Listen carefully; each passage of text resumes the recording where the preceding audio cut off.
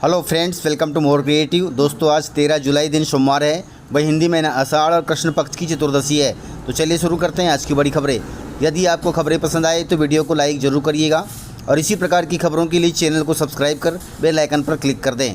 दोस्तों, खबरें पूरी पाने के लिए वीडियो अंत तक जरूर देखिए और आप हमें प्रदेश के किस जिले से देख रहे हैं कमेंट बॉक्स में जरूर बताइएगा। गाइस, प्रदेश की आर्थिक राजधानी इंदौर से 20 शहरों के लिए चलेगी 40 सरकारी बसें। मध्य प्रदेश में एक बार फिर से राज्य परिवहन निगम की तरह सरकारी बसें शुरू होने वाली हैं। इसमें इंदौर से 20 शहरों के लिए लग्जरी बसें चलाई जाएंगी। सबसे खास बात यह है कि इनमें शहर के आसपास के जिलों के साथ लंबी दूरी की बसें भी चलेंगी, जो यात्रियों को महाकौशल, विंध्य और ग्वालियर क्षेत्र के शहरों से जोड़ेंगी। इनमें इंदौर से सिंगरौली का सबसे लंबा रूट रहेगा, जिसमें बस 890 किलोमीटर की यात्रा करेगी।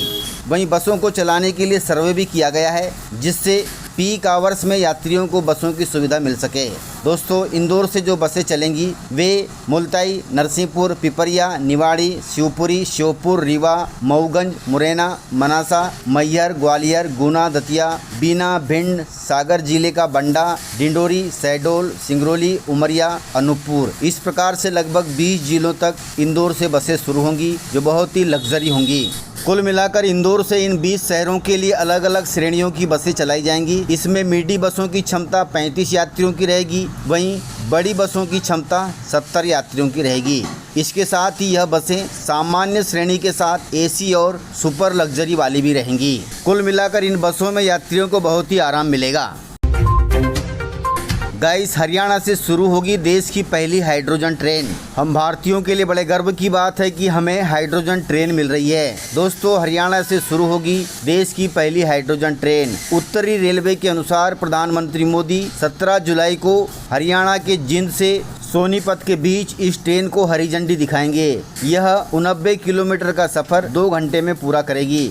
इसका न्यूनतम किराया केवल 5 रुपये होगा।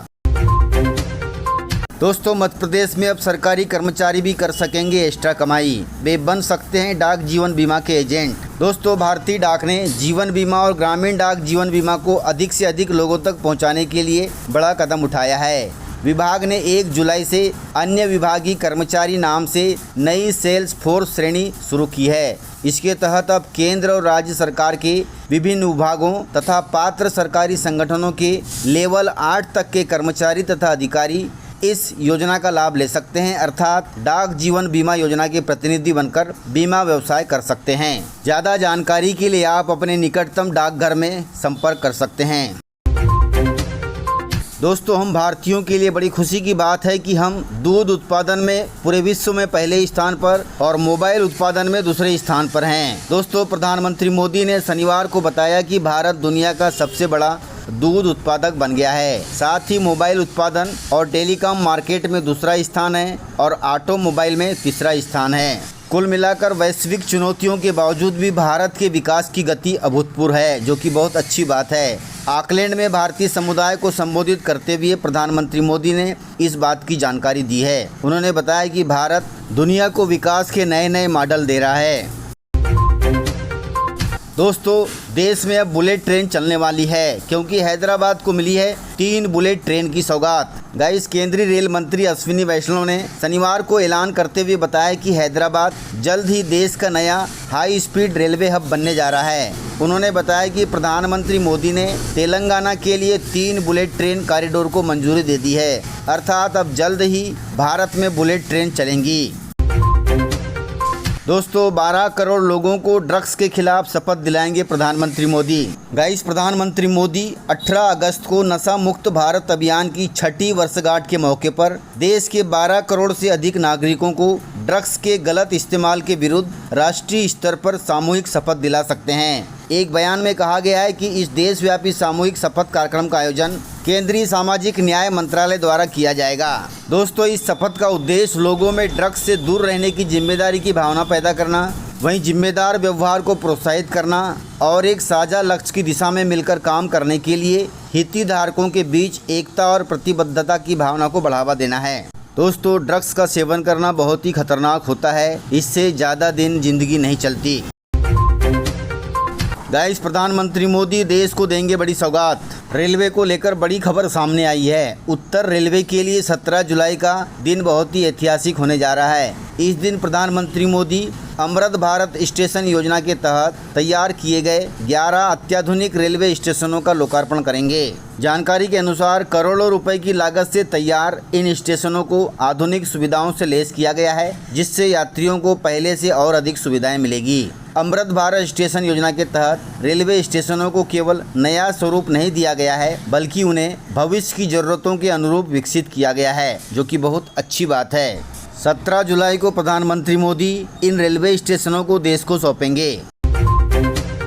गाइस, लाडली बहनों को मिली है बड़ी सौगात। मुख्यमंत्री मोहन यादव ने 12 जुलाई को भिंड जिले से लाडली बहनों को सौगात दी है। मुख्यमंत्री लाडली बहना योजना के तहत प्रदेश की लगभग 1,25,15,000 से अधिक बहनों के खातों में सिंगल क्लिक के माध्यम से 1835 करोड़ रुपए ट्रांसफ़र किए हैं। मध्य प्रदेश सरकार की इस अत्यंत लोकप्रिय योजना के अंतर्गत लाभार्थी महिलाओं को योजना की शुरुआत से अब तक 38वीं नियमित मासिक किस्त का भुगतान किया गया है, जिसके तहत 12 जुलाई को 1500 रुपये ट्रांसफ़र किए गए हैं, जो कि बहुत अच्छी बात है।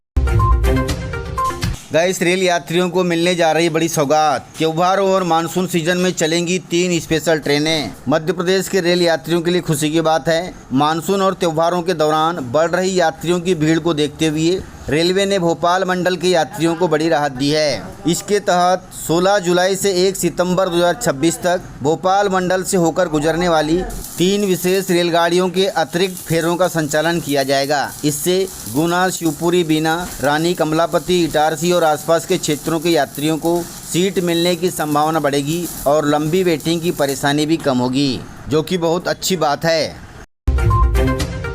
दोस्तों, मध्य प्रदेश के दतिया विधानसभा उपचुनाव में आया है नया ट्विस्ट।